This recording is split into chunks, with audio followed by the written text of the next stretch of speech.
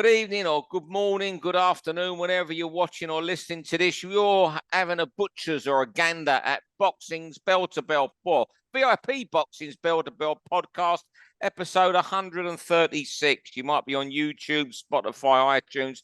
Thank you very much to wherever you're watching or listening. You know me, Steve Lillis. You know John Evans.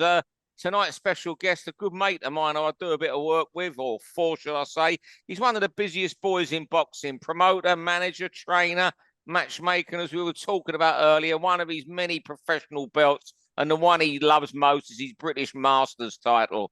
It's Carl Greaves. How are you, Carlos?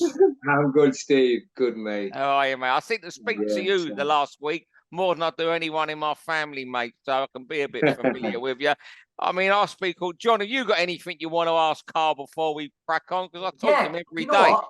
Tell us about, Carl, tell us what's going on with Avanesyan. Because I thought they were certain to make Avanesyan and Michael McKinson on this Chris Billum-Smith card, but it seems to have gone quiet. Has it all gone quiet? You've not heard anything? No, it's not happening. It's not happening, unfortunately. Neil Marsh has been working hard behind the scenes trying to get the fight on. We were told it was happening, and then he gets a message last week to say that McKinson don't want it now until the summer.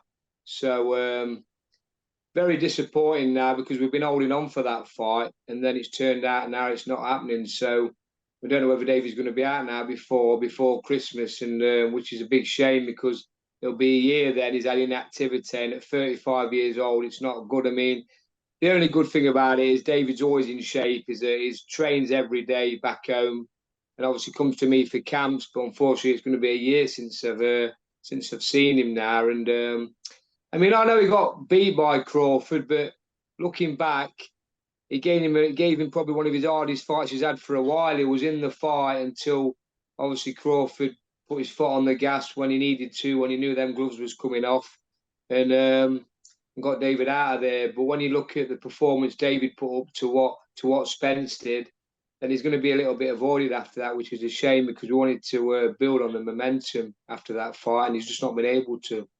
Well, do you know, after last week when John Pegg said that Sky had told him Sam Eggington wasn't exciting enough to be on TV? Yeah, unbelievable. I heard about that. I didn't see the podcast. Surprised me, Carl. I heard about that.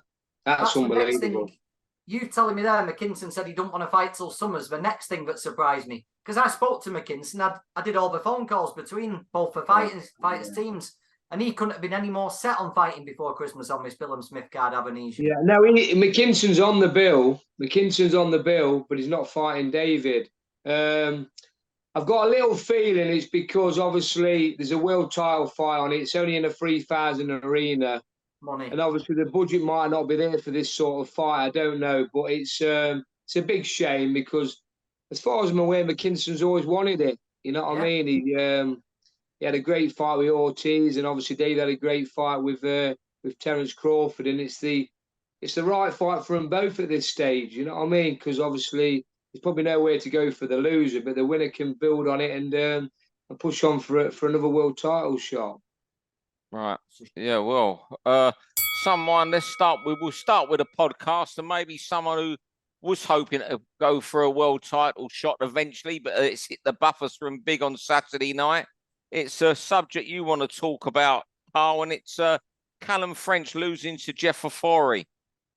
Yeah, massive shock to me, that. I mean, it just don't seem that Callum French can cut it as a pro, and I'm very surprised, because he's a lad that's done plenty of rounds with David Avanesyan. He's always looked good in sparring. He's always getting David Avanesyan a good spar. And I mean, something is going wrong with him. I don't know what it is, whether it's the weight or whether he's just not quite out to be a professional boxer. I don't know. But there's a massive difference now between amateur and professional boxing. And on was it Saturday night, he just got manhandled in the end by Jeff Ofori. And I mean, Jeff's an honest pro. He's a solid pro.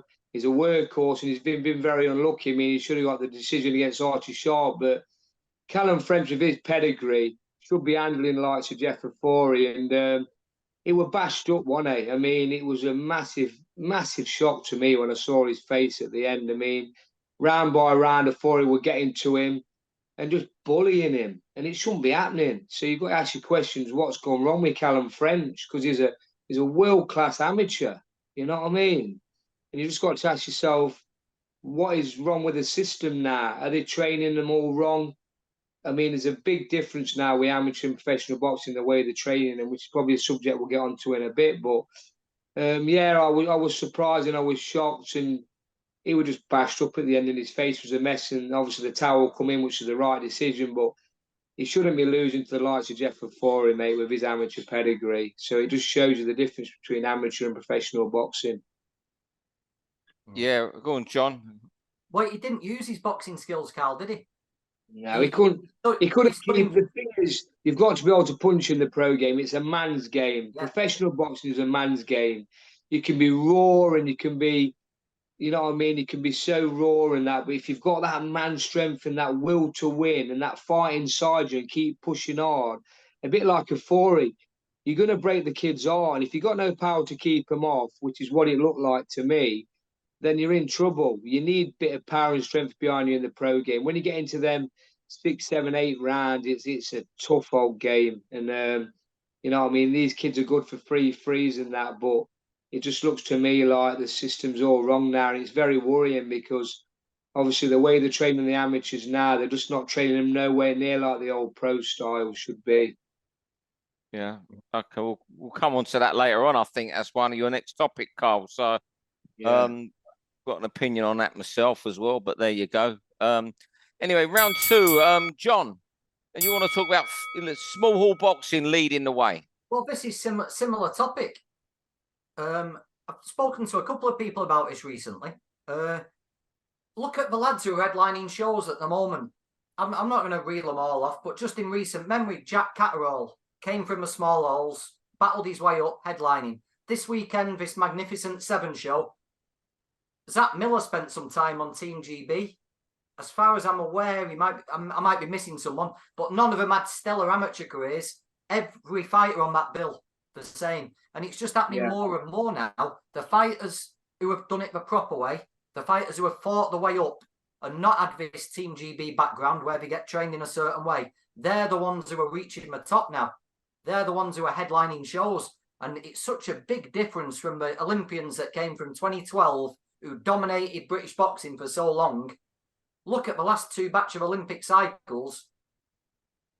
No one's headlining. No one's done it. Buatsi might be the most talented, but he was fighting Dan Aziz. Dan Aziz would have been the crowd favourite. Dan Aziz is the one who's done it the hard way.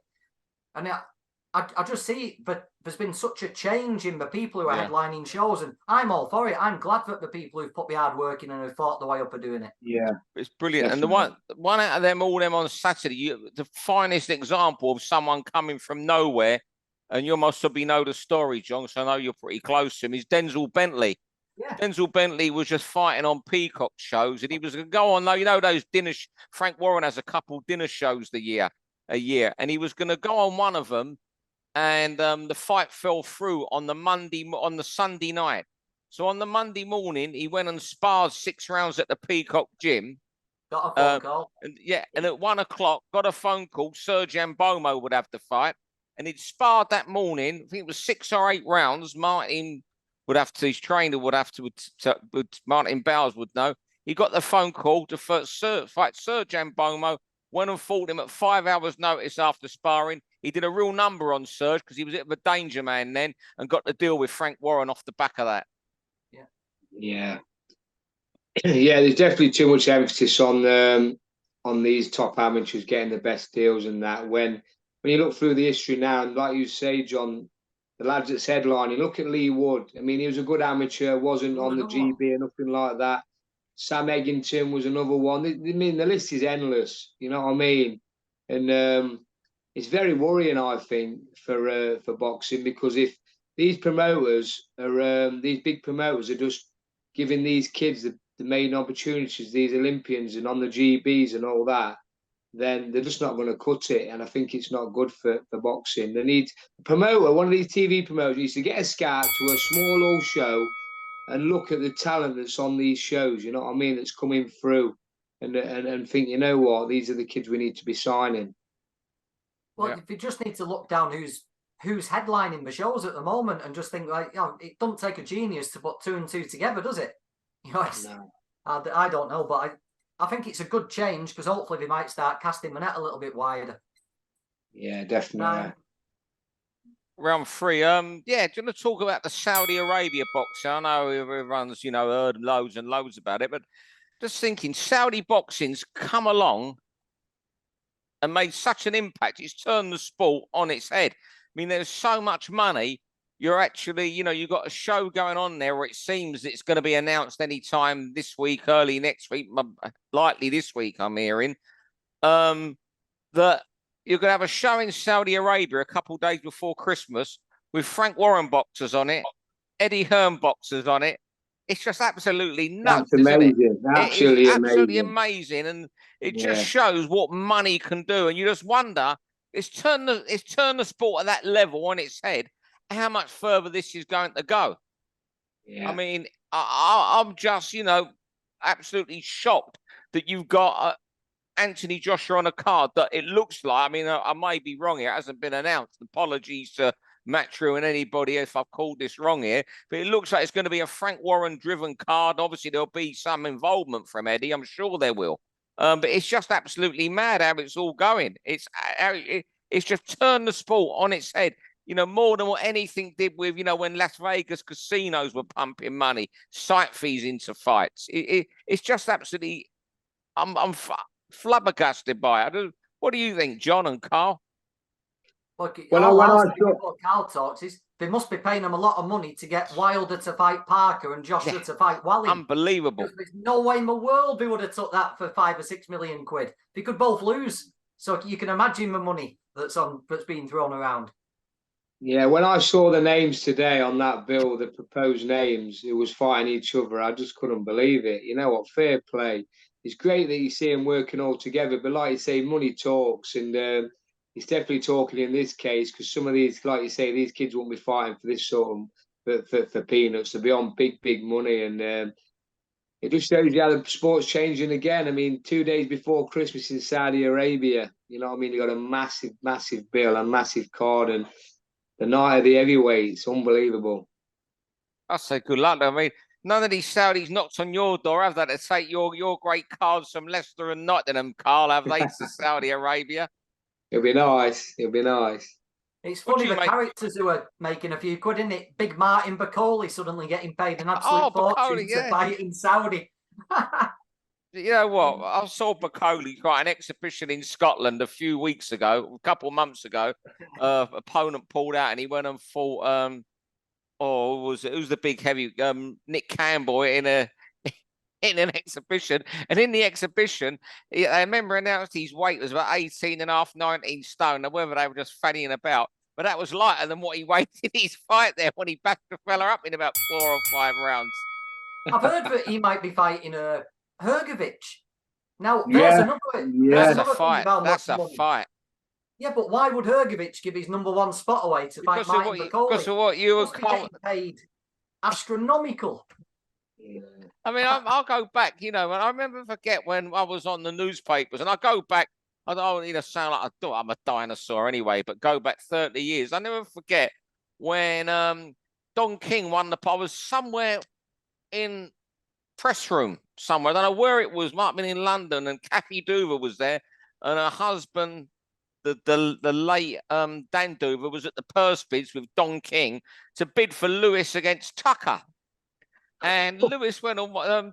Don King won the purse bids with like a $12 million offer in like 1993. I'll never forget that day. We was all mellowed around, all the journalists. We were saying, that's unbelievable. That's something that's never ever going to happen again in boxing. A $12 million purse bid. Martin Bacoli's getting it. At the time, that was absolutely a mind-boggling sum for heavyweights to get, let alone for Lewis against Tony Tucker, who was 7 years past his best, sort of thing. What's the story? How did Bacoli get here? Because he's with Billy Nelson, isn't he? It's a funny old story, isn't it? Funny old partnership. But people say the same about me and David Avanesyan. It's funny how you get together, isn't it, and meet these fighters. But you know what? Fair play to Billy, you know what I mean? It's great. But that's what's great about boxing. All these, half the people you meet in the world, all the oddballs, you wouldn't even meet. I remember Matthew Macklin said to me once, and it stuck me ever since, when the world was created, all the lunatics were put in the boxing bin and oddballs. And I'll say oddballs in the nicest possible way, because one you touched on there, Bacoli and Billy Nelson would never meet in any other world than boxing. Yeah, crazy, mate. Unreal. Round 4, Carl, something you've touched on earlier about the emphasis on big name amateurs when they go with promoters. Yeah. I just feel now that there's too many of these so-called top amateurs getting all the big deals, getting with the big promoters, and obviously off the amateur pedigree. Which, listen, there's a big difference, like I said, between amateur boxing and professional boxing, and more it's getting found out as we're going along. And I just feel for, like you say, some of these kids that's coming through now, these amateurs, top amateurs, I just don't feel that they're ever going to make it as a pro, because the way they're getting trained in the amateurs and they're staying in the game too long with a GB setup and all that, it's a completely different style. You know what I mean? And like I said, the pro boxing is a man's game. They're not getting taught how to fight inside. There's a standing off, sort of like in and out on the toes. And when they get in the pro game now and after a bit, when they start stepping up in levels, they're going to get found out. And it's just not good, really. I mean, like I said, the promoters need to go around and look at some of these kids on these small old shows and really start picking a few of them out, because like John touched on, you look at the bill on Saturday night, and none of them kids was top amateurs, and look how well they're doing as a pro, because the styles are completely different. And I just feel that it's just going to get worse and worse, and these amateurs are going to get found out big time, these top amateurs, when they get into the trenches with these solid pros. John, so a question I want to ask Carl, but you go away first, John. Yeah, the other thing, they're not fighting regularly enough to get used to it. Like Ben Whittaker's barely fought, has he? Ben Whittaker was the one that jumped out. The one who has really been kept active, and I believe he trained in a pro style when he was an amateur, although he did well as an amateur, is Chev Clark. Chev Clark's fought 8 times in 18 months. He's a great inside fighter, and he's really looking the business.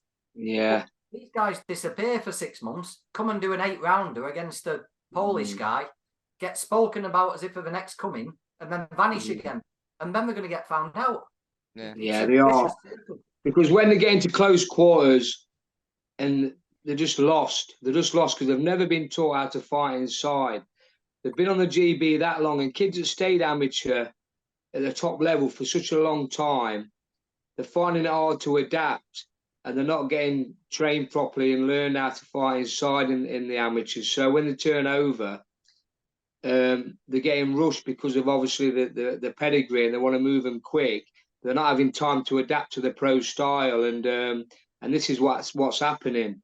And it is quite worrying, really, because if promoters are going to keep giving these top amateurs all the deals and all the opportunities, they're going to be wasting money. I can tell you now, they're going to be wasting money, because I can't see many of them ever making it to the top as a pro. Yeah, Carl, one question. You mentioned there on how they're trained now. Because they're on so much money as the amateurs on the elite squad, not so much, they're on very good money. You know, they don't have a sponsored card. They're looked after very well. When you was on them squads, because I know you box at a good level, you was in the England team, weren't you, Carl? Yeah, I was in the England squad, yeah. Yeah, well, when you was on the England squad, was there not a reluctance? No, it's a totally wrong word. Was there, in the trainers' minds, was there a thought that some of these kids are going to go professionals, so we got to help get them ready for that? Whereas now, it's purely just about medals, getting on the podiums and these tournaments and getting funding. Was there that element of the coaching then when you were on the England squad? From what I can remember, and it was a long time ago, we never got taught. We got taught how to fight inside. You know what I mean? We got taught how to, we got trained like the pros do. Really, we want in and out on the toes. Yeah, we want in and out on the toes. We want picking and poking, scoring points. And I can remember back in the day when I was a young lad, I used to really look forward to going to watch the ABA Midland finals. When like there was the Dean Piffy and lads like that, that was a little bit older than me, 2 or 3 years older than me, and I used to go and watch that. And you know what? Watching 3 of the ABAs back then was like watching top level professional boxing. You know what I mean? they knew how to fight inside. The style was completely different in the amateurs back then from what it is now. And I think you can just tell the change in it, and you can just tell that you just feel for these kids really. We don't feel for them because they're getting turned over on big dough, but they're going to get found out, and I'm hoping I'm going to be wrong what I'm saying, but I just don't think I am. I just don't think many of them's going to cut it and make it as a pro. Round 5 now, we're flying tonight down to our last 9 minutes or so. Yeah, round 5, John. Ball versus Dogboe weekend on the Magnificent 7 card. Yeah, what a fight. Nick Ball certainly hasn't been trained in that amateur style, has he? God, Nick Ball gets stuck in right from the off. I spoke to Nick last week and he can't wait. He can't wait for it. He says, I've come this far. I'm not folding now. So there's no doubt whatsoever that Nick Ball's going to go straight at Dogboe. And we've all seen Dogboe. You might have had him in the gym, Carl, when he was over here. Dogboe's not going anywhere either, is he? Great fight. Absolutely brilliant fight. And another one, you know what I mean? Nick Ball, prime example. You know what I mean? Look how well he's doing as a pro. It was a good amateur, obviously, but wasn't, you know what I mean, top draw, top level amateur. He was good. And look at him now. You know what I mean? He's got a proper pro style, and he's someone you want to look, you want to watch. You know what I mean? He's exciting. He can punch, knows how to fight. But this is a bit of a test for him, isn't it, with Dogboe? So we'll see. It's a live fight. It's a very good fight, and there's some good boxing on Saturday night. You know what I mean? Right across all the cards. I mean, obviously Sky's got a good bill. Frank Warren's got a good bill on BT Sport or TNT Sport. It's a fantastic night of boxing.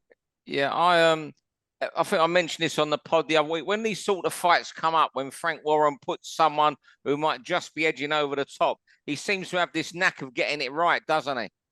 Yeah. Historically, of getting it right, the right fights, right time.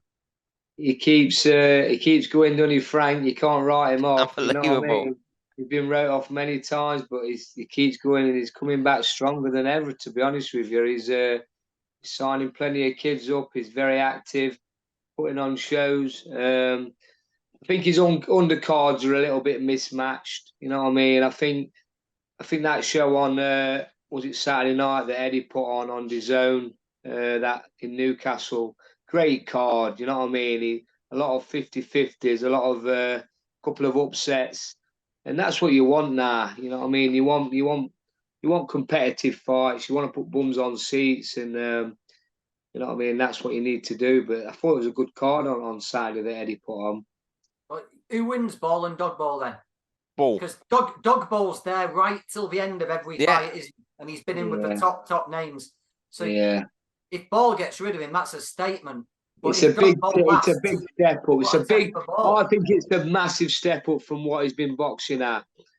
Is it a fight too soon? I'm not too sure. You know what I mean? It's a big step up. But obviously he's up and coming in. Nick Ball is fresh, he's live.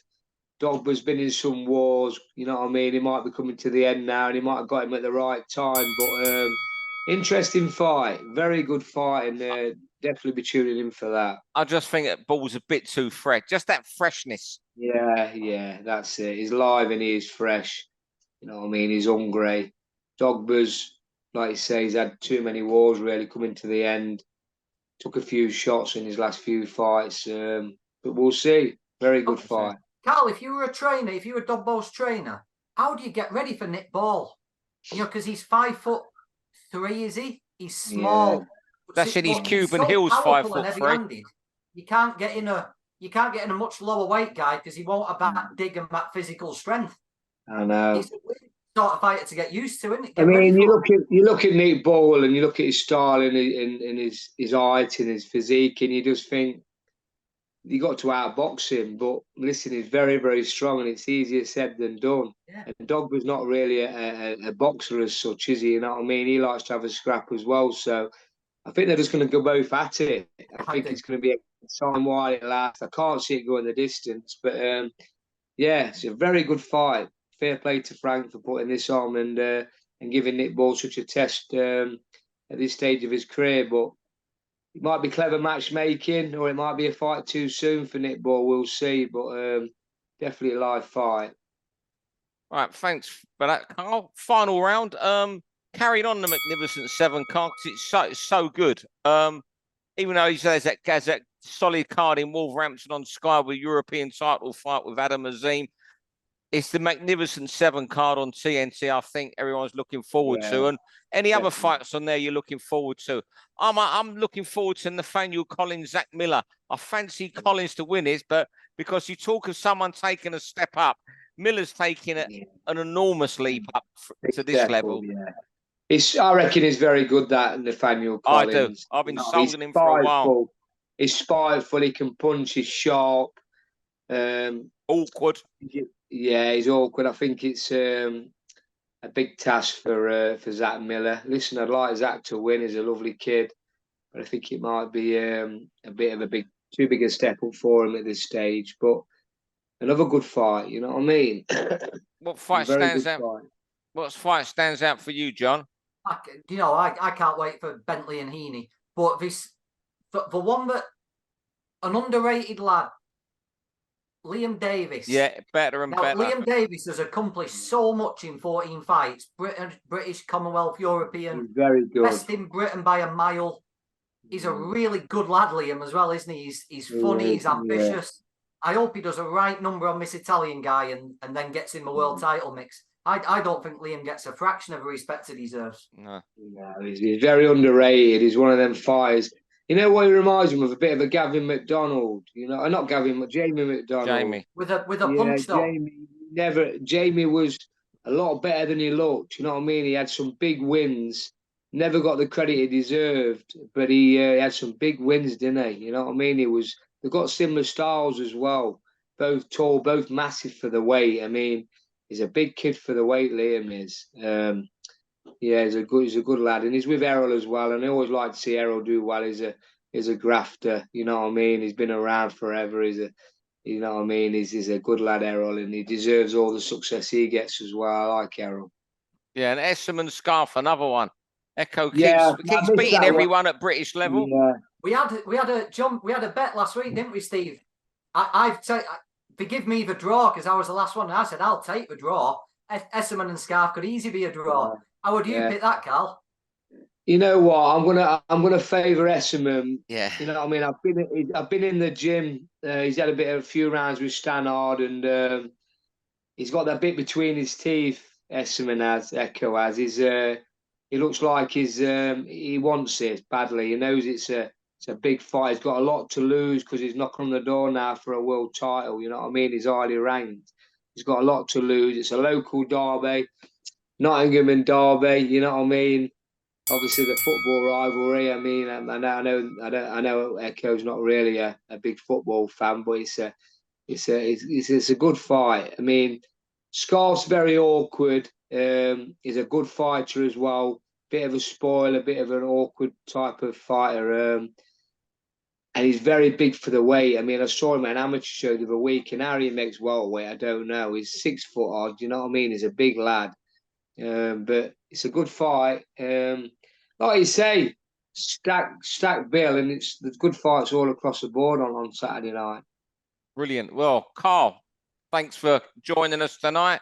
John, thanks as always. I'll speak to you in the week. John, Carl, I must probably speak to you. I don't know. I might not have to speak to you again tomorrow or anything. I don't know.